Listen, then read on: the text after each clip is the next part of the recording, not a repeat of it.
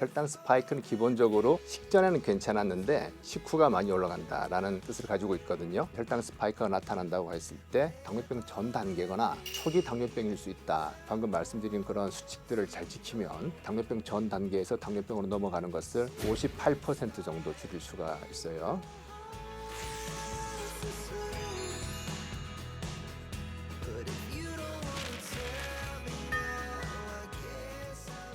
네, 안녕하세요. 저는 서울대학교 병원 내분비 대사내과의 조영민 교수입니다. 반갑습니다. 혈당이라고 하는 거는 혈중 포도당 농도의 준말입니다. 포도당이라고 하는 거는 탄수화물의 가장 기본적인 단위가 되겠고요. 우리 몸에서 바로 에너지로 쓰고 있는 그런 물질입니다. 그러니까 자동차로 치면은 휘발유에 해당되는 부분이지요. 그러니까 가장 중요한 우리 몸의 연료이고, 특히 우리 몸의 그 뇌세포는 다른 영양소는 쓰지 않고 포도당만 사용하고 있거든요. 그런 면에서 굉장히 중요한 우리 몸의 연료이고, 이것이 일정 농도로 유지가 돼야지 너무 떨어지게 되면은 자동차의 연료가 부족한 그런 상황이 생기는 거죠. 너무 또 많으면 또 여러 가지로 이제 넘쳐 흘러가지고서 많은 문제를 일으킨다. 그렇게 보시면 되겠습니다. 정상인들을 연구병실에 입원시켜서 쭉 혈당을 모니터링 했던 적이 있습니다. 해서 보니까 공복 혈당은 대략 한 90 정도에서 형성이 되고, 식후는 140을 잘 넘지는 않았어요. 그러니까 90에서 한 140 정도, 이 정도가 일반적으로 보이는 혈당이고요. 범위를 넓히면 70부터 한 140까지, 이 정도까지는 정상이라고 봅니다. 근데 환자들을 보게 되면은 이제 식후 혈당이 뭐 250, 300, 심지어는 400, 500까지도 올라가거든요. 그렇기 때문에 70부터 한 140 혹은 90부터 한 140 사이, 그 안에서 움직이는 거는 정상적인 움직임이다라고 이해를 하시면 되겠습니다. 연료가 이제 모자라게 되면은 자동차에서 연료가 부족합니다라는 그런 알람이 뜨게 되죠. 그런 알람이 우리 몸에도 뜹니다. 심장이 갑자기 뭐 쿵쿵쿵쿵 뛰어요. 식은땀이 쫙 나고 어지럽고 손발이 막 떨리고 죽을 것 같고 막 허기지고 이런 증상이 생기는데, 어서 무엇을 먹어라라는 그런 신호가 되겠습니다. 이 신호가 왔음에도 불구하고 먹질 않으면은 점점 더 연료가 바닥이 납니다. 그럼 자동차는 어떻게 됩니까? 서버리죠. 우리의 그 몸 중에서 포도당이 없으면 작용하지 못하는 장기가 뇌거든요. 그래서 뇌의 기능이 떨어지면서 의식이 혼미해지고 나중에 혼수 상태까지 발전할 수도 있고, 발작을 한다든지 이런 문제가 발생할 수가 있습니다. 이걸 저희가 저혈당이라고 부릅니다. 혈당이 높으면 주로 혈관벽에 영향을 많이 주게 됩니다. 대표적으로 혈관의 내피세포의 문제를 일으켜요. 내피세포라는 게 뭐냐면, 혈관이 있으면은 이제 안쪽을 마치 벽지처럼 이렇게 쭉 도배해 놓은 그런 세포다라고 생각하시면 되는데, 직접적으로 혈액과 맞닿아 있습니다. 근데 이 내피세포가 건강해야지 혈관이 제대로 이완되고 수축되고 할 수가 있거든요. 그런 것이 잘 되질 않게 됩니다. 그래서 혈관이 가는 곳에 합병증이 생기게 되는데요. 당뇨병 같으면은 혈관의 크기에 따라서 두 가지로 구분을 해요. 미세혈관 합병증과 대혈관 합병증으로 하는데, 미세혈관 합병증이라고 하는 것은 대개 고혈당 자체에 의해서 생기는 거고요. 대혈관 합병증은 혈당도 있고 콜레스테롤, 고혈압, 흡연 등등등이 이제 영향을 줄 수가 있죠. 미세혈관 합병증에는 눈이라든지 콩팥이라든지 신경으로 가는 작은 혈관에 문제가 생긴 거거든요. 작은 혈관 같은 경우에는 내피세포가 손상이 되면서 혈관이 막혀버릴 수가 있어요. 그러니까 눈에 있는 망막 같은 경우에는 그런 작은 혈관이 막히게 되면은 이제 망막 세포가 죽게 되거든요. 그리고 세포가 죽고 혈액이 잘 안 들어오면 새로 혈관을 계속 만들려는 또 이제 그런 노력들이 생기면서 비정상적인 혈관이 자라나면서 부실한 혈관이 만들어져요. 그러면 터질 수가 있어요. 눈 속에 있는 혈관이 터졌다고 생각해 보세요. 눈 속에 아주 맑은 액체가 차 있는데 피가 생기니까, 피가 나니까 심하면 실명을 할 수가 있고요. 콩팥은 기능이 점점 떨어져서 나중에 투석을 하거나 콩팥 이식을 하게 되는 일이 생길 수가 있습니다. 신경은 주로 이제 말초신경에 문제가 생기는데, 감각이 떨어져요. 예를 들어서 발을 다쳤어요. 유리가 박혔다. 그걸 느끼지 못할 수도 있습니다. 그런 정도까지 갈 수가 있거든요. 이런 그 미세혈관 합병증이 있고, 그 다음에 조금은 큰 사이즈의 혈관 중에서도 중요한 거는 심장으로 가는 혈관이 있습니다. 관상동맥이라고 부르는데, 그런 곳에 이제 동맥경화를 만든다든지, 머리로 가는 뇌혈관의 문제를 일으킨다든지, 다리로 가는 말초동맥의 문제를 일으킨다든지 이런 혈관과 관계된 합병증을 일으키게 되는 것이 가장 당뇨병의 대표적인 합병증이 되겠습니다. 혈당 스파이크는 기본적으로 식전에는 괜찮았는데 식후가 많이 올라간다라는 뜻을 가지고 있거든요. 공복 혈당 한 90 정도, 식후는 140을 잘 넘지는 않거든요. 그렇다면 그 차이가 50 정도 되죠. 그래서 50 정도는 넘어서야지 좀 비정상적이다라고 생각을 합니다. 그리고 스파이크라고 하는 건 모양이 이렇게 뾰족한 거잖아요. 급격하게 올라갔다가 또 빨리 떨어지게 되는 이런 부분을 스파이크라고 부르는데 모양도 스파이크 모양이면서 올라가는 폭도 한 50 정도 올라간다 그러면은 혈당 스파이크가 있다라고 볼 수가 있고요. 그리고 140을 넘었다라고 하게 되면은 그것도 혈당 스파이크를 의심해 볼 수가 있습니다. 그리고 아주 주의를 해야 되는 그런 부분은 180을 넘었다? 이건 좀 이상하다라고 보시면 됩니다. 그런 분들은 병원에 가셔서 혹시나 당뇨병 전 단계이거나 아니면 당뇨병 초기가 아닌지를 확인해 보시는 것이 좋습니다. 혈당 스파이크가 나타난다고 했을 때 이게 그냥 혈당 스파이크 그 자체라기보다도 혈당 스파이크를 일으킬 수 있는 어떤 좋지 않은 변화가 내 몸에서 일어나고 있지 않은가, 내 혈당 관리 능력이 정상이 아니구나 라는 것을 한번 생각해 보셔야 돼요. 혈당 스파이크 혹시 나타나는지 궁금하시면은 손끝에서 이제 피를 한 방울 얻어서 측정하는 그런 타입의 혈당 측정기가 있죠. 어떤 음식을 드시고 나서 1시간에서 한 2시간 사이에 혈당을 재보는 겁니다. 뭐 여러 번 재보면 더 확실히 알 수가 있는데 한 140, 180 이걸 넘는지를 봐주시면 내가 이 음식을 먹고 좀 식후 혈당이 과도하게 올라가는구나 라고 판단하시면 되죠. 근데 그 모양은 스파이크인지는 알 수는 없습니다. 그래서 정확하게 스파이크가 나타난다는 것을 아시려고 하면 연소혈당 측정기를 이용해 보시면 제일 좋고, 아니면 좀 30분 간격으로 쭉 계속 재가지고 보시면 되는데 그럼 무척 아파요. 궁금하신 분들은 가급적이면 연소혈당 측정기를 한번 착용해 보시면 제일 좋을 것 같습니다. 탄수화물이 든 음식을 먹었을 때 혈당이 올라가겠지요. 올라가는데 이걸 조절하는 호르몬이 있어요. 가장 대표적인 것이 인슐린인데요. 인슐린이 충분히 나와줘야 되고 제때 나와줘야 되고, 그래서 나왔으면 작용을 잘 해야 되거든요. 작용을 잘 못하는 경우를 인슐린 저항성이라고 부릅니다. 인슐린이 얼마나 잘 나오는지, 작용을 잘 하는지 이런 부분들이 중요하고, 그리고 최근의 연구에 의하면 장내에 살고 있는 그 미생물들의 조성이 굉장히 중요하다라고 해요. 그런 부분들은 사람마다 다 다르거든요. 그래서 인슐린 분비능, 그리고 인슐린의 작용, 장내 세균 등등등 이런 여러 가지가 복합적으로 작용하기 때문에 같은 음식이라고 하더라도 사람마다 혈당 반응은 다르게 나타날 수가 있습니다. 대개 공통적으로 해당되는 거는 단순당이 많은 음식이에요. 입에 넣었을 때부터 바로 단 음식들 있지 않습니까? 이런 음식들은 되게 예외 없이 많이 올라간다고 봅니다. 왜냐하면 이런 음식들은 소화 단계가 굉장히 간단해요. 아니면 소화가 될 필요도 없는 그런 형태까지 단순해져 있는 것들이 있거든요. 그렇기 때문에 굉장히 빨리 올라간다라고 보시면 되고요. 탄수화물은 이제 다당류로 되어 있어요. 그러니까 전분이라고 부르죠. 포도당이 이렇게 쭉 연결돼 있어요. 길게. 그거가 소화가 되면서 이제 잘게 잘라지면서 이당류가 돼요. 두 개의 당이 붙은 이당류. 이당류에 해당되는 것이 뭐냐면은 우리가 잘 알고 있는 설탕입니다. 다른 말로는 자당이라고 부르고요. 이거는 포도당 한 분자와 과당 한 분자가 붙어 있는 거고요. 그 다음에 메가당이라고 하는 것이 있는데 이것은 포도당이 두 개가 붙어 있는 거고, 유당이라고 하는 거는 포도당 한 분자에다가 갈락토스 한 분자가 붙어 있는 것입니다. 이게 이당류고요.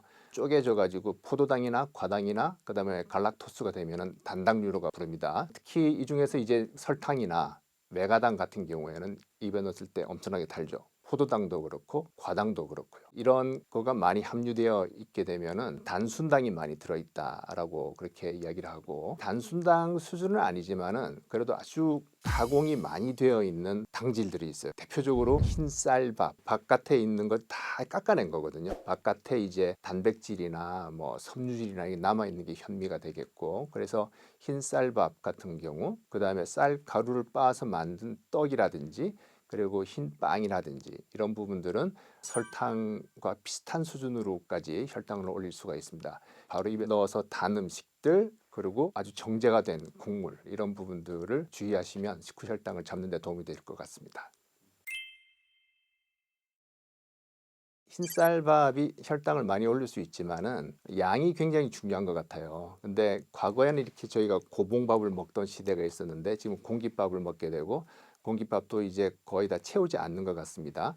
양을 조절하시는 것은 굉장히 중요하겠고 그래도 흰쌀밥이 좀 부담이 된다라고 하시면 잡곡을 섞어 주시면 도움이 될 수가 있겠죠. 여러 가지 잡곡이 들어가면서 흰쌀밥이 빨리 소화되는 걸 좀 막아줄 수가 있고요. 그다음 식사 순서가 되겠는데 반찬은 저희가 부시라고 불렀어요. 부식. 그걸 좀 뒤집어 보는 겁니다. 그래서 반찬을 먼저 내가 반찬을 먹기 위해서 밥을 좀 먹는구나라고 생각을 하시게 되면은 반찬을 먼저 먹고 밥을 먹는 그런 순서로 가볼 수가 있을 텐데 나물류를 먼저 먹었다고 생각해 보세요. 시금치 나물을 생각해 보시면 저희가 시금치 샐러드를 만들어 보시면 굉장히 풍성해요. 근데 이게 나물을 만들 때는 한번 숨을 죽이잖아요. 데쳐가지고 그렇게 되니까 쪼그라들어 있는데 굉장히 많은 양의 식이섬유가 들어갈 수가 있습니다. 그래서 식이섬유가 들어가면 얘들은 섬유질이기 때문에 아주 거칠단 말이죠. 그리고 길쭉길쭉한 그런 구조로 되어 있고 그래서 마치 장에 수풀이 형성된 그런 느낌이다라고 보시면 되겠어요. 그러면 밥이 소화돼서 흡수되려 그러면 그 수풀을 헤치고 들어가야 되잖아요. 그렇기 때문에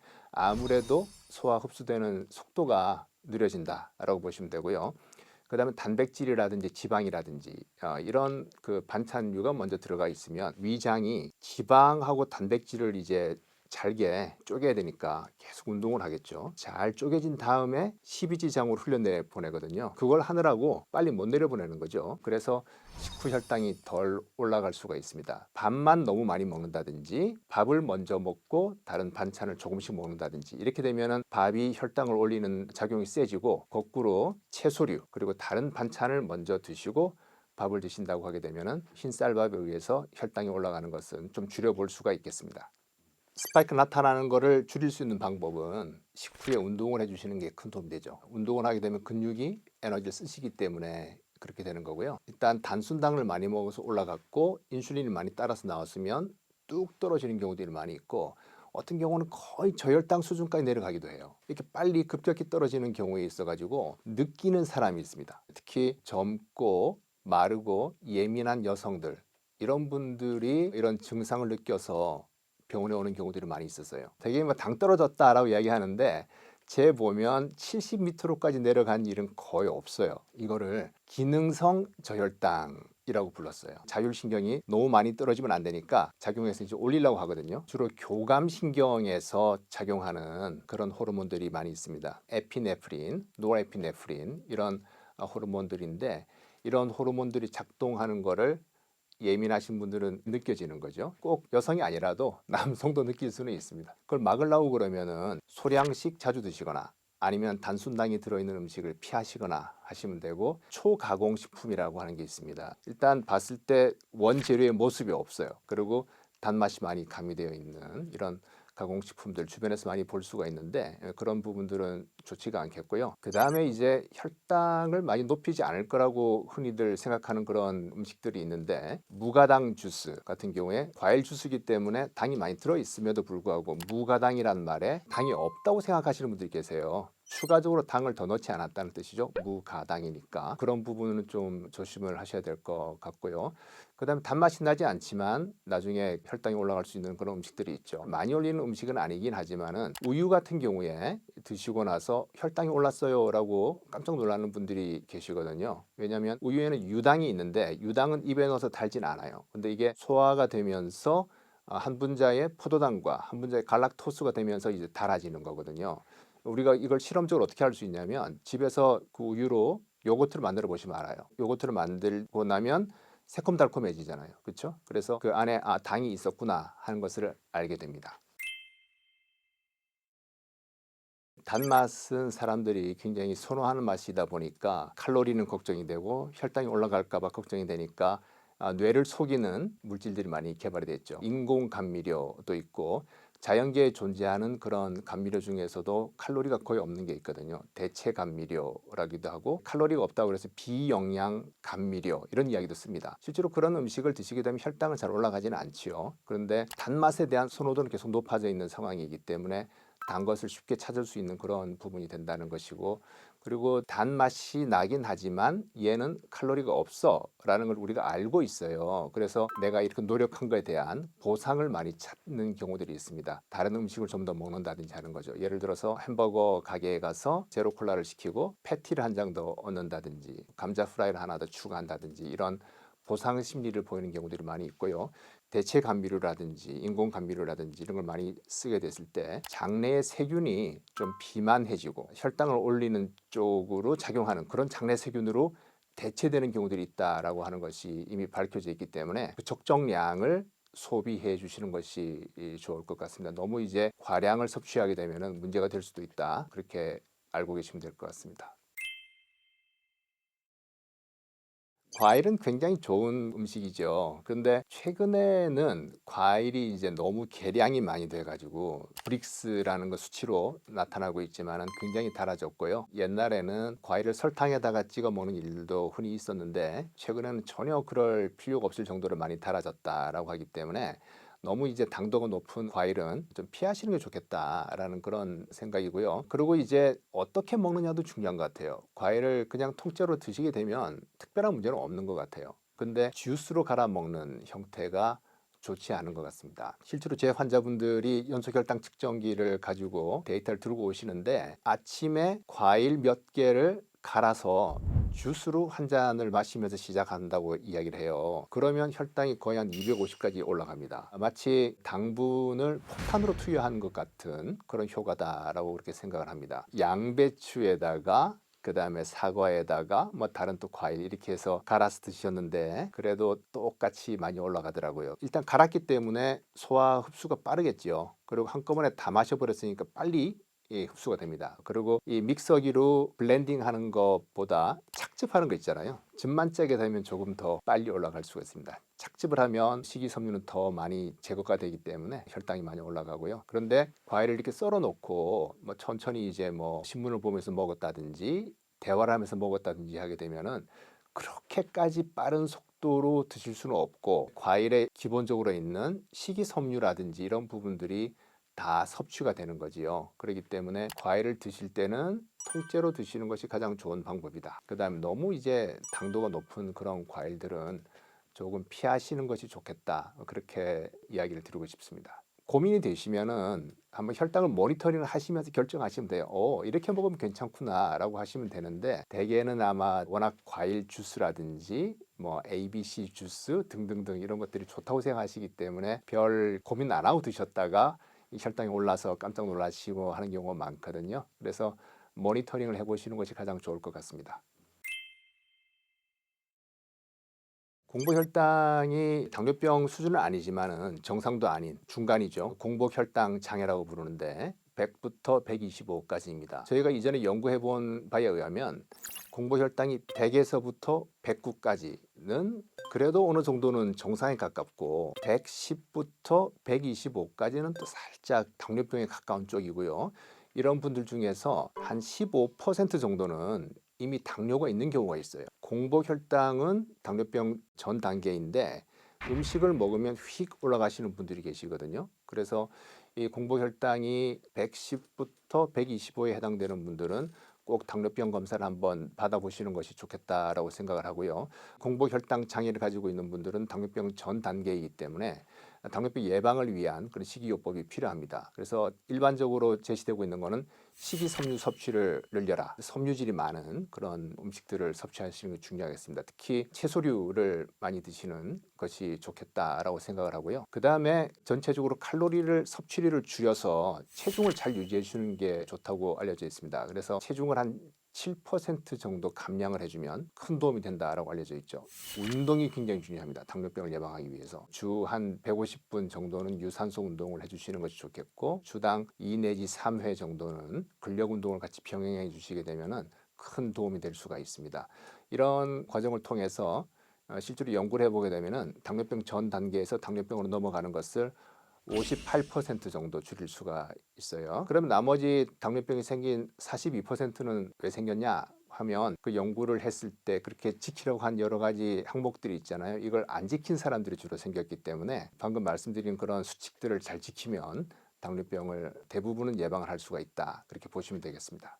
근육은 항상 에너지를 쓰는 조직이잖아요. 그러다 보니까는 기본적으로 근육 양이 많게 되면은 에너지 소비를 어느 정도 이제 일정하게 가져가주는 부분이 있고요. 체중 감량을 한다든지 했을 때 그 우리 몸은 절전 모드로 들어간다고 보시면 됩니다. 가급적이면 에너지를 안 쓰려고 하는 거거든요. 기초 대사율이 떨어지게 되는데 이걸 올리려고 하게 되면은 근육량을 늘려주시는 것이 가장 큰 도움이 된다라고 보시면 되겠습니다. 그래서 유산소 운동으로는 이제 심폐기능이 좋아지고 그런 장점이 있겠지만 근육량이 그렇게 많이 늘어나지는 않거든요. 그래서 근육량을 늘리기 위해서는 이제 근력 운동이 필요하겠다는 것이고 아령 이렇게 하시면 팔 근육 정도만 커지게 되는 거잖아요. 근데 큰 근육 그룹을 크게 하시려고 그러면은 스쿼트라든지 아니면 어깨 운동, 좀 더 큰 근육들, 등 운동 이런 부분들이 큰 도움이 될 수가 있겠습니다. 일단 아침을 가공식품으로 출발하시는 거는 그렇게 좋지 않은 것 같다라는 생각이고 좀 신선하게 출발했으면 좋겠어요. 깨끗한 마음으로 깨끗한 정신으로 출발했으면 좋겠는데 제가 항상 말하는 삼원색 다이어트가 있습니다. 색깔을 많이 드시라라고 이야기를 드리는데 신선한 음식을 색깔별로 이렇게 골라서 드시게 되면은 도움이 되지 않을까라고 생각을 하고 그러면 이제 한번 그 생각해 보시면 됩니다. 신선한 재료로 색깔을 삼원색을 다 칠려면 어떻게 하면 될까? 뭐 예를 들어서 병아리 콩이 요새 유행이더라고요. 노란색이 있으면 브로콜리 들어가면 녹색이 되겠고 토마토 하나 정도 들어가게 되면 빨간색이 되겠죠. 그러면 지방이 좀 적네요. 그럼 올리브유 정도 좀 첨가한다든지 이렇게 돼 볼 수 있겠고 한식으로 치자면 뭐 현미밥 약간 노란색 계통이고 그다음에 시금치 나물, 미역국 이런 정도에다가 계란 후라이 하나 정도 이 정도 해도 나쁘지 않겠다. 빨간색이 없으면 사과 하나? 뭐 이런 식으로 생각해 보시면 아주 복잡하지 않으면서 아침을 신선하게 출발할 수 있는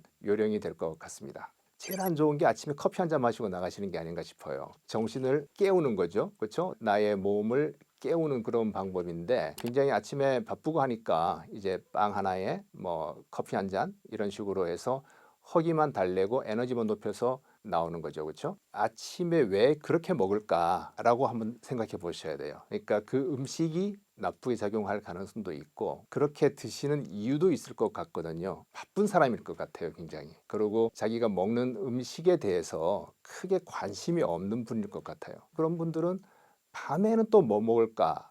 와인 한 잔 드시고 주무신다든지 집에 와서 맥주 한 잔 드신다든지 이렇게 하거든요. 저는 그런 분들을 마치 수직 이착륙기 같은 삶을 산다라고 이야기를 해요. 아침에 이제 에너지를 붕 올려서 커피 마시면서 쭉 일 다 하고 밤에 술 한 잔 먹고 자고 이렇게 그런 어떤 삶의 패턴 자체도 문제가 된다라고 생각을 합니다.